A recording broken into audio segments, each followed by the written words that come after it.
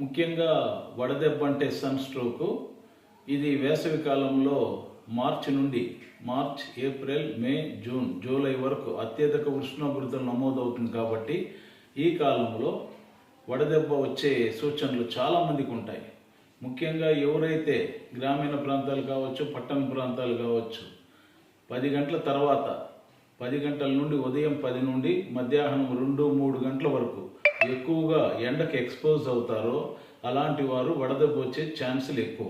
అలాంటి వారు దయచేసి వెళ్ళేటప్పుడు హ్యాట్ కానీ లేదా చేతి రుమాలు కానీ, కర్చీఫ్లు కానీ లేదా టవల్స్ కానీ కప్పుకోవాలి.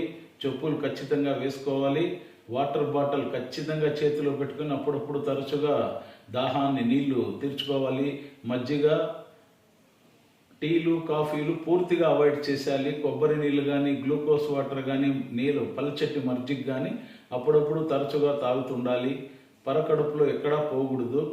ఎండ వేడిమిని విపరీతమైన ఉష్ణోగ్రత ఎండలో తిరగడం వల్ల ఆ ఉష్ణోగ్రతలు 104 డిగ్రీలు ఫారెన్హీట్ పెరిగి తట్టుకోలేని సమస్యల్లో వాళ్ళకు ఒక్కొక్కసారి చెమట్లు పట్టడము, ఒక్కొక్కసారి పట్టకపోవడం జరుగుతుంది. అదేవిధంగా సృహ తప్పి పడిపోతాడు, వాంతులు అవుతుంది.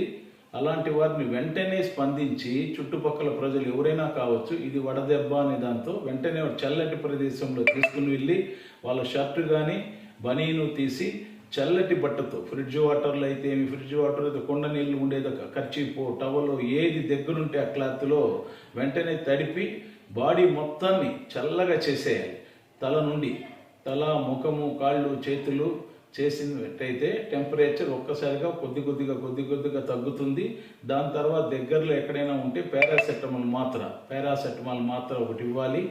ఆయన్ని కూర్చోబెట్టి నిదానంగా వీపు తట్టి ఆయనకి పల్చటి మజ్జిగ కానీ నీళ్లు కానీ ఇచ్చి చల్లని ప్రదేశం అంటే ఎక్కడైనా ఫ్యాన్ ఉండే చోట లేదా ఏసీ ఉండే చోట ఆయన కూర్చోబెట్టాలి. ఒకవేళ ఫ్యాను, ఏసీ లేకపోతే చెట్ల కిందైనా కూర్చోబెట్టి ధైర్యం చెప్పి కాళ్ళు, చేతులు, పాదాలు తడిగుడ్డతో తుడిచిన తర్వాత వెంటనే దగ్గరలోని పిహెచ్సి కావచ్చు, గవర్నమెంట్ హాస్పిటల్ కావాలి, అక్కడ వెళ్ళి రెఫర్ చేసినట్లయితే వెంటనే వాళ్ళకు చూసి ఆర్ఎల్ కానీ మన నార్మల్ సెలైన్ ఇస్తారు. సెలైన్ ఇచ్చిన తర్వాత చాలామంది బాగా క్యూర్ అయిపోతారు.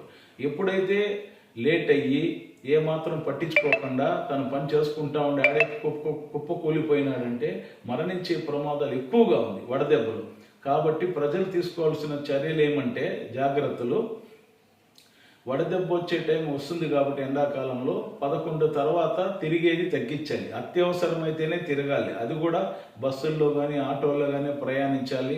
పొలం పనులు చేసేవాళ్ళు కానీ, బయట పనులు చేసేవాళ్ళు కానీ, కూలీలు కానీ, మేస్త్రీలు, చిత్తాళ్ళు, పెయింటర్లు, ప్లంబర్లు వాళ్ళు ఓపెన్ ప్రదేశంలో పనిచేసేటప్పుడు చాలా జాగ్రత్తలు తీసుకోవాలి. హ్యాట్ వేసుకోవాలి.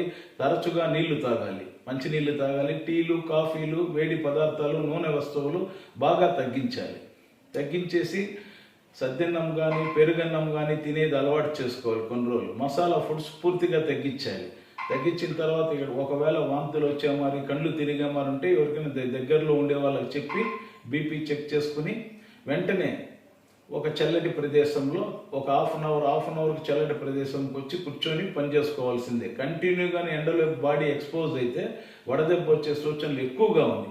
కాబట్టి ఈ మార్చి, ఏప్రిల్, మే, జూన్ వరకు ఈసారి ఎక్కువ ఎండలు వచ్చే ప్రమాదం ఉందని వాతావరణ శాఖ కూడా మనకు తెలియజేసింది. కాబట్టి ప్రజలందరూ అప్రమత్తంగా ఉండాలి. అందుకని గవర్నమెంట్ కూడా విపత్తుల శాఖ మరియు వాతావరణ శాఖ, ఆంధ్రప్రదేశ్ ప్రభుత్వం చాలా చర్యలు చేపట్టింది.